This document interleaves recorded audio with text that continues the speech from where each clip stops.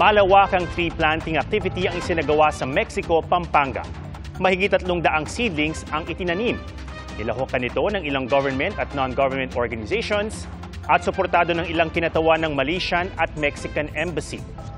Pag-alala ito sa makasaysayang pagbalik ng mga galyon sa Acapulco, Mexico mula Maynila, dala ang ilang endemic crops o mga pananim na native sa ating bansa.